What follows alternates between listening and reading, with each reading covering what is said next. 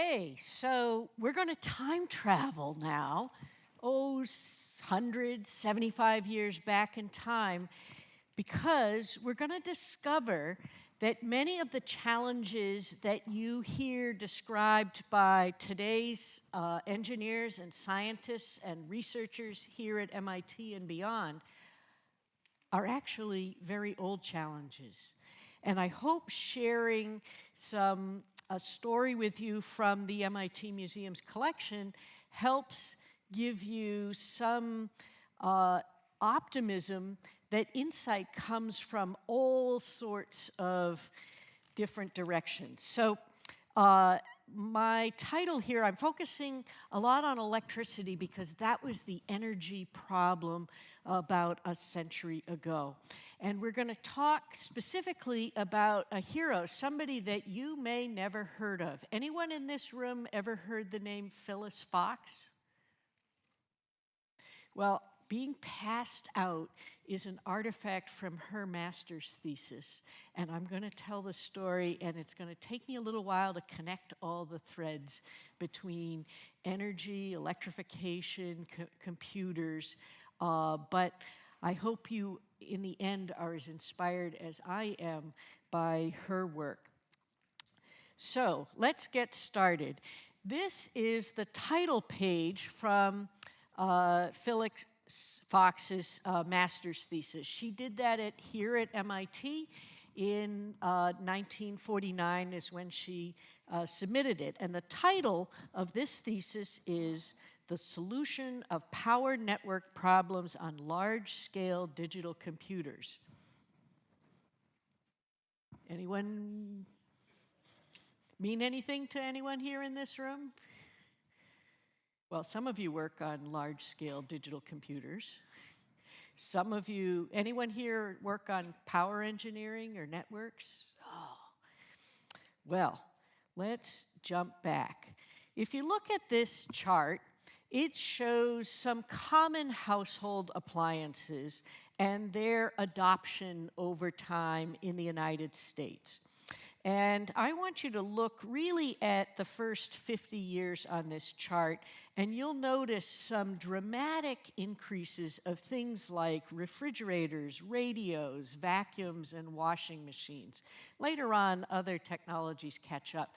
But let's pay attention or keep in mind those really tremendous changes, going from 0 to almost 100% in some instances of households. Now we're looking at a map full of sort of spider webs. And on the left side, you're seeing the growth of power networks and their interconnectivity over the period that begins 1939 to 1947. And you can see, wow, look, they go from all these disparate networks and so forth to being a giant interconnected network. And in fact, on the right, you see a larger map that shows the United States. And I want to say that this is a story of a field called power engineering. It's a subfield of electrical engineering, and it focuses on the generation, transmission, distribution, and utilization of electric energy. And when this talk is over, if you want to come chat with me, I've got a little handbook that power engineers used to have from this time period, and you're welcome to thumb through it. So this field, electricity and electrification and electrical devices are just exploding. Sound familiar? Does it sound like our first talk and her opening statement, where you look at those phenomenal changes in demand, or Professor Roos's talk where she shows these charts that show these phenomenal increases in demand? So people have been grappling with these moments for a long time. But in the 1920s, this guy that you see depicted on the right, his name is Vannevar Bush. And he's kind of a hero here at MIT. We have a Bush room, we have Bush scholars. If you're into electrical engineering, maybe you've seen him. He was hired at MIT. He did degrees here, and he was hired in 1919 to teach electrical engineering. And Bush was really interesting. He had a whole new approach to electrical engineering. He said, the world is changing, and we need new instruments to study and understand this phenomena. And he and his students, it's kind of, those students are a who's who of electrical engineering and early digital computing. They are names like Harold Hazen, Harold Edgerton, Sam Caldwell, Claude Shannon. Those are really famous names in the history of electrical engineering. And this room that you see on the right-hand side of the screen, that's up where today's Strobe Alley is, on the 4th floor of Building 4. And it's a funny machine. It's called the differential analyzer, and it could solve differential equations mechanically, all mechanically. There's no digital computation involved in this.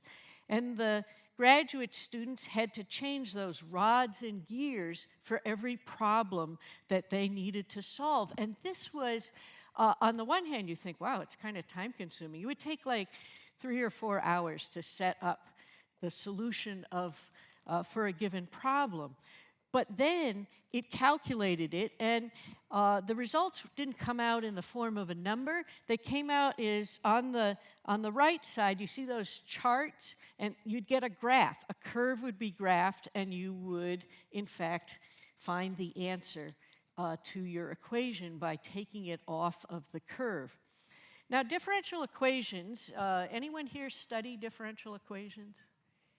Yeah, more than a few. And historians love differential equations because we like to riff on the fact that they measure change over time.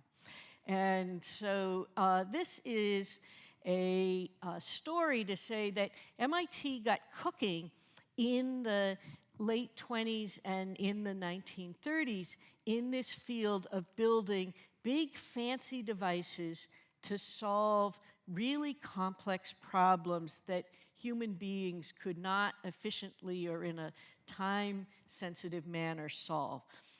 Let's jump back here to our heroine of the story.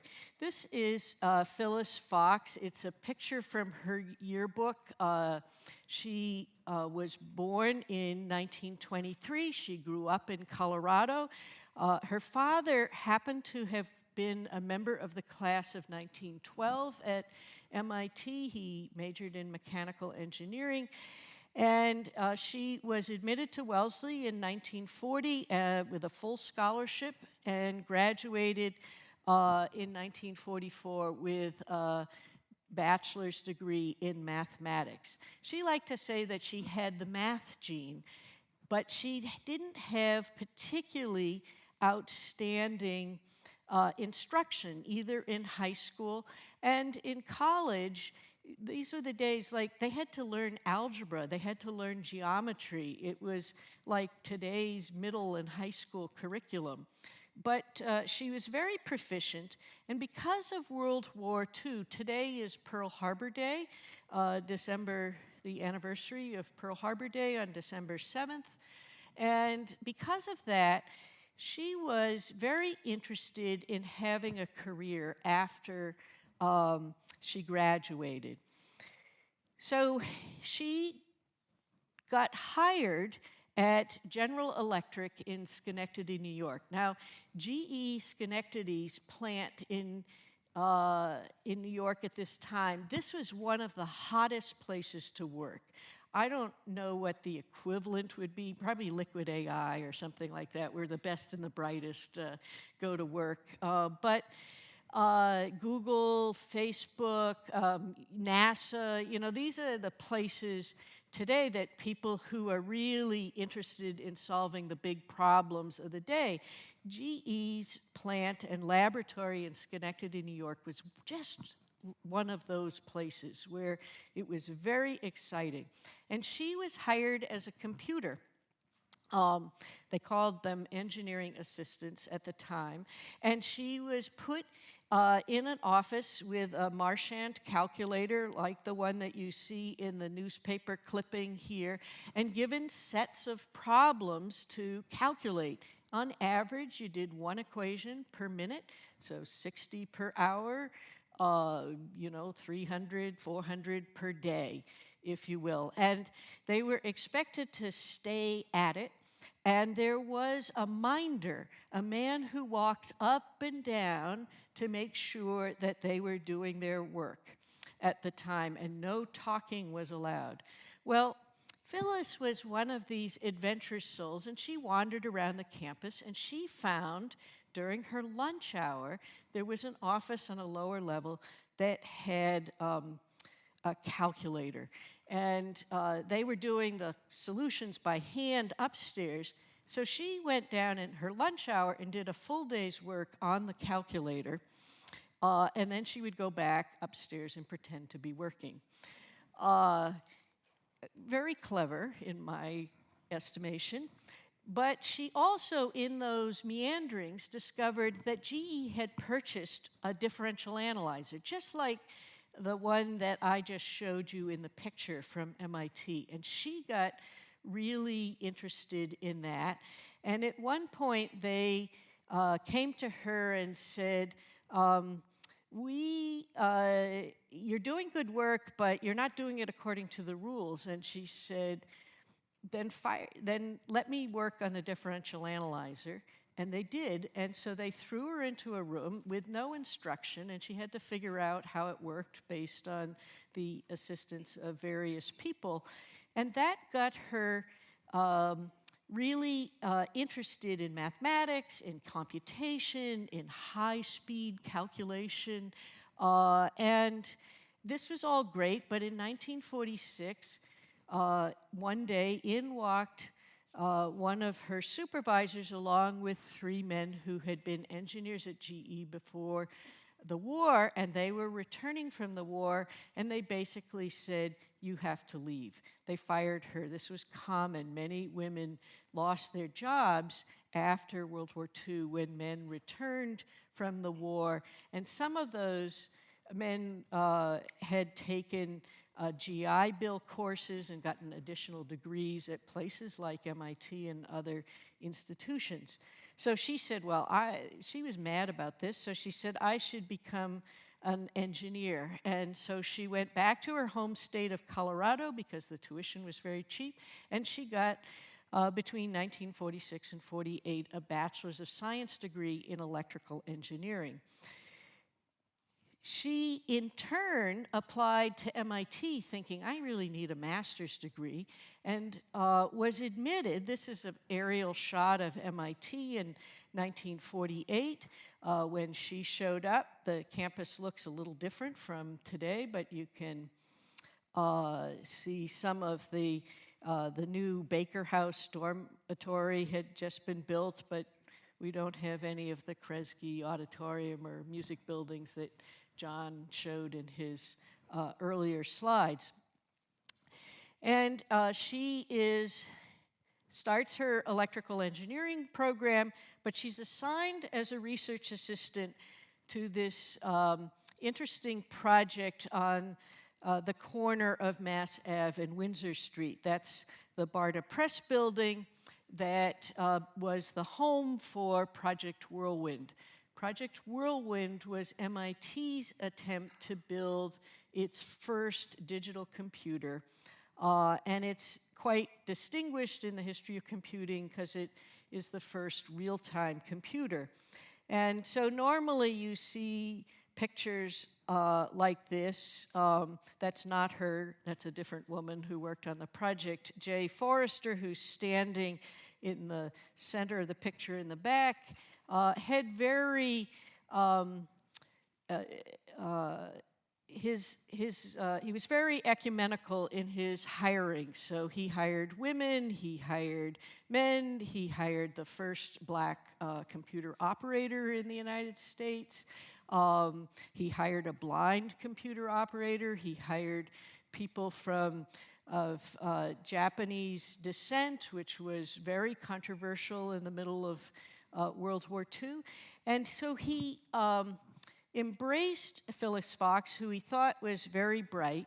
And Fox said that she wanted to finish this master's degree in 1 year. Normally it would take 2 years. And this is a quote from an oral history interview, which is that I worked really hard, but I enjoyed it because I had found the whirlwind computer. And life became more beautiful than it did even with the differential analyzer. So this gives you a sense of a woman who really loved computing and passion. But now, what was her thesis on? I remember that title about power systems, and this is in the introduction, and the quote, the very first sentence is, as early power systems increased in size and complexity, it became increasingly difficult to compute by hand the voltages and power flows throughout the network. So you might think, oh, well, this is obvious, she just applied what they were doing in this whirlwind computer. And her master's thesis, in fact, is the first known program for the whirlwind computer. There's just one problem. The computer was not finished when she was writing and working out these equations. These pictures here show a little bit about the state of progress and construction at the time she was working. So this is all very nice. She was proposing a study to do something that she couldn't really test. So she did this. She worked on all the equations, solved them all by hand, and then she also turned to this device that was being built at MIT. One of Bush's students, now Professor Harold Hazen, had built this device called the Network Analyzer. It was specifically for the solution of problems associated with the design of electric power networks. So she did all of this manually, wrote this program, and says, I think it will work. But here you can see a statement towards her conclusion. It would be premature to draw any conclusions about the advantages or disadvantages of using a digital computer instead of the established network analyzers for power system studies. And then she says two really, really interesting things that I think we need to keep in mind, which is our own biases and preferences. And so she said, the AC boards are in a firmly established position and possess the important psychological advantage. So think about that in the minds of the engineers. Should the digital machines prove superior for network solutions, a tremendous effort would be required to convince the power engineers of their superiority. That's a really interesting challenge that I hope, if you take one lesson from this talk today, is that our own biases, our own preferences, our experiences with particular technologies and particular equipment may in fact make it very hard for us to give up on those tools, to give up on those systems. So her thesis, though, is a kind of guide to how to program this computer. It may not have worked, but it had a really unusual feature, and that comes back to the sheet of paper that you have in your hand. Fox was aware of John von Neumann and of a particular paper that he and his colleague Hermann Goldstein had written about, quote, planning and coding of problems for an electronic computing instrument. Now, flow charts, block diagrams, were common in electric power textbooks. They were common in industries like plumbing. But in electrical engineering, this was a novel application. And so she writes here in the thesis, there's a whole section on flow diagrams. They represent the outline of a computer order program. Now, this is really helpful to us because we undertook an effort to, this is the front side of the flow diagram that appears, it's half size that you have from the original diagram. That was figure 4. This is figure 5. And that's Phyllis Fox. This is a movie called Making Electrons Count, and it has a little snippet, and you see her. She's teaching the course that was offered every few weeks to MIT students, to outside researchers who wanted to make use of this big computer. But at the museum, we got involved in a project to build an emulator of this computer. And when we were doing that, what we realized is nobody knew how to teach programming. And Fox's thesis gave us, or helped us to uncover a process that would be very recognizable to people today. You identify equations that you want to solve, then you think through the process using a block diagram which shows step by step how are those electrons going to flow through the computer? Where are they going? To what part? The accumulator, the memory, where are they going back and forth? And then that enabled you to convert that into symbolic instructions. Then they would code that in octal. This was all very manual in hand. Then they would convert it to binary. They would punch paper tapes like the one I have here. So you can see these programs.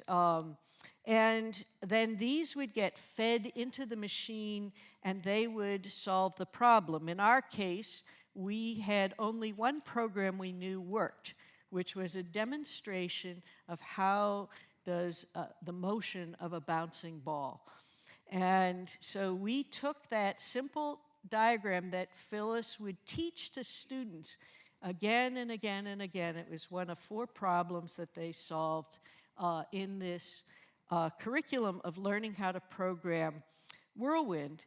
But she would introduce them to block diagrams, to how to code, how it would get converted to paper tapes, and how they would solve their problems. This is a short chronology of her career. She not only earned her master's degree in electrical engineering, writing the first known program for the Whirlwind computer. She got a doctorate in science and mathematics. She worked on Project Whirlwind throughout this period. Then she got a job with the Atomic Energy Commission's Computer Center at NYU. She developed some of the first computer solutions for solving partial differential equations. There, you're catching a theme here, differential equations. Then she got married. Her husband worked on his doctorate at Harvard, that other school up the street. And she came back to work for Jay Forrester, who had left Project Whirlwind to go to Sloan School. And she developed a program, a simulation language called Dynamo. Then for 2 years, she worked for the MIT Computation Center, and she wrote the first Lisp manual, which is, of course, the early language used by AI. Her husband then was hired at Rutgers. She was hired at what was then called the Newark College of Engineering. It's New Jersey Institute of Technology today. She became finally tenured. You notice this theme, women were always like research assistants and so forth. Could have been a professor along the way, could have been a full researcher. But she was tenured in 1972, and then she began a long association with Bell Laboratories in various roles, including developing an entire library for mathematical programs. So she retired in 1984, had this tremendously interesting career. But I just come back and conclude with this final set of images. You see little hubs of power in 1912, and this is, of course, an aerial picture of the United States at night taken from the space station, which shows the consumption of electric power. But I want to leave you with this insight that the earliest computers, the earliest computing instruments, were in fact developed to help solve problems related to energy consumption and how to scale up these large technological systems. And so I don't know in this room if there is a Phyllis Fox, but I hope there is, and I bet she or he will help solve some of the problems that are vexing us today. So thank you very much.